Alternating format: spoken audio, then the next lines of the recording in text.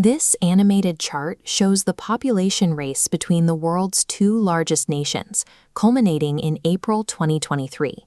That's when India officially surpassed China, crossing the 1.428 billion mark to become the most populous country on Earth.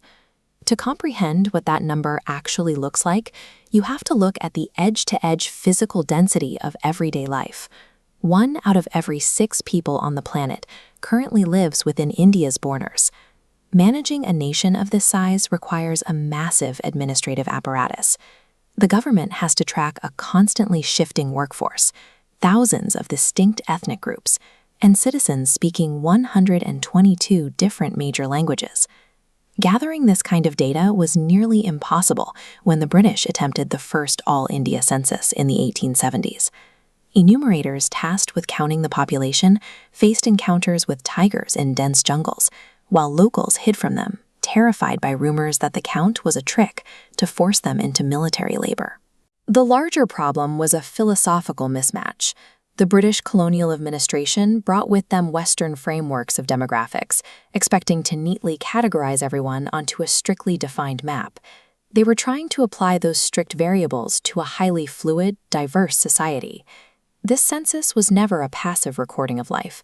By forcing the subcontinent's fluid traditions into rigid columns and rows, the British provided a blueprint for a new social order, creating the categorical boxes that still define the country today.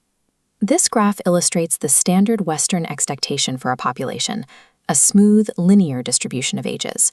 British actuaries demanded exact birth years from every subject. In 19th century India, however, time was measured practically. People tracked lives by agricultural harvests, surviving natural disasters, or the onset of puberty. Exact chronological numbers didn't matter. Because few people tracked their exact birth year, the official British census reports produced statistical anomalies. The data returned impossible spikes, clustered almost entirely on ages ending in 0 or 5, rendering the expensive data collection useless for tracking mortality. Age was confusing enough, but religion shattered the bureaucratic logic.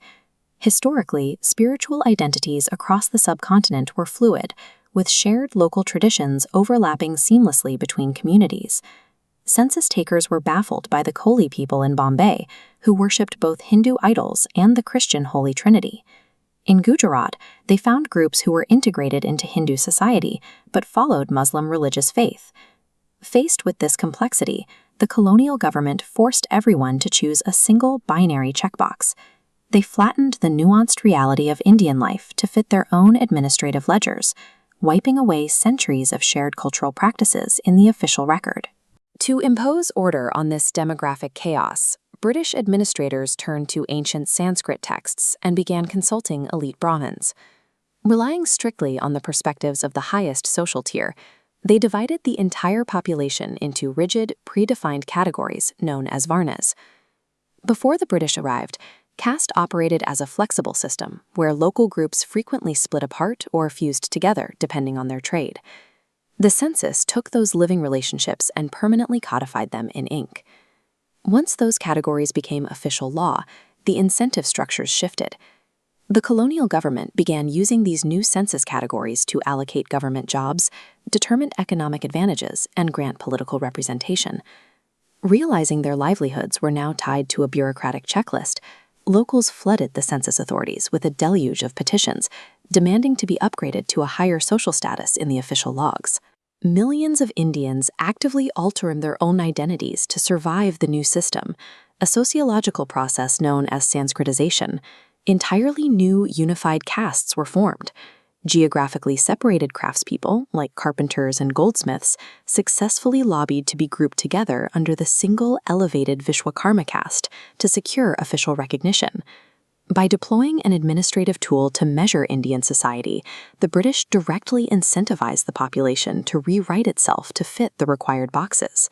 Today, those rigid social and religious constructs cemented by British paperwork continue to exist, persisting long after the empire fell.